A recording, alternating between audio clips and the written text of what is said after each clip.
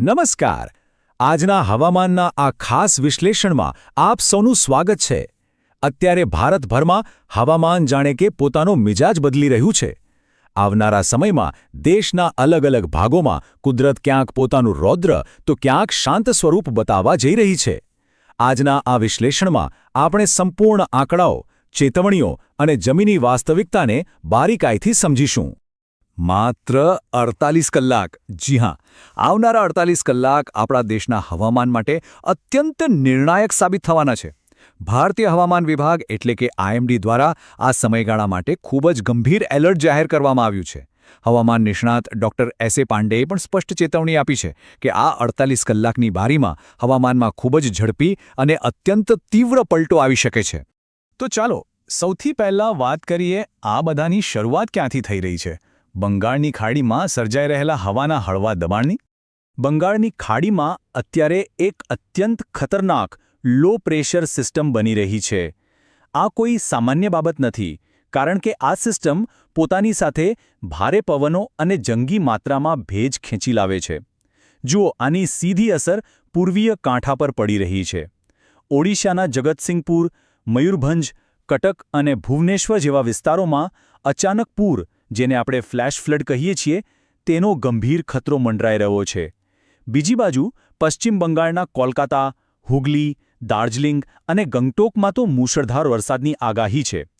પરિસ્થિતિની ગંભીરતાને જોતા ત્યાં ઓરેન્જ અને યલો એલર્ટ પણ જાહેર કરી દેવાયા છે. હવે બંગાળની ખાડીથી થોડા આગળ વધીએ અને વાત કરીએ મધ્ય અને પૂર્વીય મેદાનોની, એટલે કે યુપી અને બિહારની. અહીં ચોમાસું જાણે કે સંપૂર્ણ એક્શન મોડમાં આવી ગયું છે.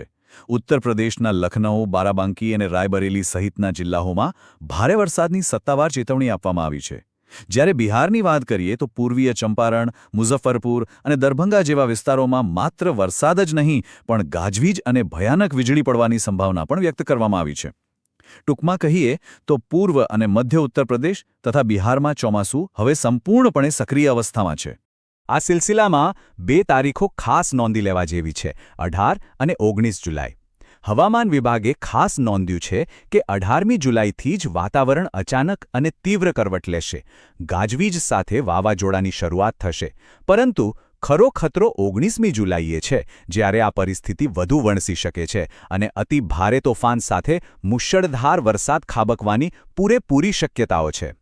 અને આ તોફાનની અસર પવનો પર પણ પડશે. કલ્પના કરો, 40 કિલોમીટર પ્રતિ કલાકની ઝડપે પવન ફૂંકાય તો શું થાય? મધ્યપ્રદેશ અને છત્તીસગઢના જબલપુર, ભોપાલ અને રાયપુર જેવા વિસ્તારોમાં બરાબર આવું જ થવાની આશંકા છે. આટલી તેજ ગતિના પવનો કાચા મકાનોને મોટું નુકસાન પહોંચાડી શકે છે અને વૃક્ષો ધરાશાયી થવાની ઘટનાઓ પણ બની શકે છે. એક તરફ આટલો બધો વરસાદ અને પૂરની સ્થિતિ છે, તો બીજી તરફનું ચિત્ર સાવ અલગ છે. ચાલો નજર કરીએ દિલ્હી અને ગુજરાત પર. આપણા દેશની ભૌગોલિક વિવિધતાની આ જ તો વિશેષતા છે. એક જ સમયે 2 સાવ વિપરીત હવામાન સિસ્ટમ કામ કરી રહી છે. એક તરફ પૂર્વ ભારતમાં મુશળધાર વરસાદ અને ફ્લેશ ફ્લડનો કહેર જોવા મળી રહ્યો છે, તો બીજી તરફ પશ્ચિમ અને ઉત્તરમાં અત્યંત સૂકું, ગરમ અને અકળાવનારું વાતાવરણ છે. આ વિરોધાભાસ ખરેખર જોવા જેવો છે. જુઓ, દિલ્હી, એનસીઆર, મેરઠ અને શ્રી ગંગાનગર જેવા શહેરોમાં હીટ ઇન્ડેક્સ આસમાને પહોંચ્યો છે. ભયંકર બફારો અને ગરમી લોકોને શેકી રહ્યા છે. દિલ્હીમાં સાંજના સમયે કદાચ હળવો વરસાદ પડે, છતાં ગરમીથી ખાસ કોઈ જ રાહત મળવાની આશા નથી.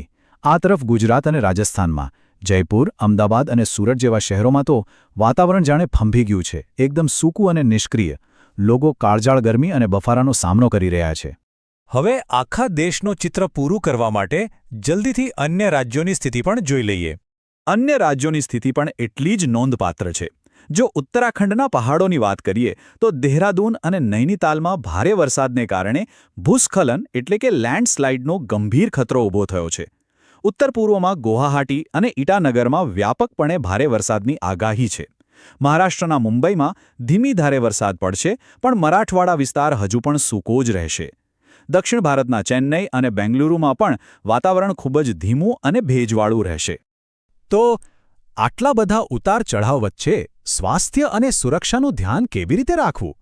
ચાલો કેટલીક અત્યંત જરૂરી વાતો કરી લઈએ. અહીં સૌથી અગત્યની વાત એ છે કે આ કાળઝાળ ગરમી અને ખતરનાક હવામાનને હળવાશથી ન લેવાય. બચાવ માટે 3 સાદા પણ અત્યંત જરૂરી નિયમો છે. પહેલું, સવારે 11થી બપોરે 3 વાગ્યા સુધી બને ત્યાં સુધી ઘરની બહાર નીકળવાનું ટાળવું. બીજું, શરીરમાં પાણીનું પ્રમાણ જાળવી રાખવા, સતત અને પુષ્કળ પાણી પીતા રહેવું. અને ત્રીજું, બહાર નીકળો ત્યારે સૂર્યના પ્રકોપથી બચવા ટોપી, છત્રી કે સનગ્લાસનો ચોક્કસ ઉપયોગ કરવો. ખાસ કરીને જે શ્રમિકો અને ખેડૂત મિત્રો આખરી ગરમીમાં ખુલ્લા ખેતરોમાં મહેનત કરે છે, તેમના માટે તો આ સાવચેતી ખૂબ જ જરૂરી છે. અને ખેડૂતોની વાત નીકળી જ છે તો જમીન સાથે જોડાયેલા એક ખેડૂતના આ શબ્દો જરા સાંભળો. મારે ચોમાસાનો એ ઉકળાટ જોઈએ છે. મારે અષાઢના પહેલા વરસાદમાં ભીંજાવું છે. હું એક ખેડૂત છું. હું ક્રાંતિના બીજ વાવવા માંગુ છું.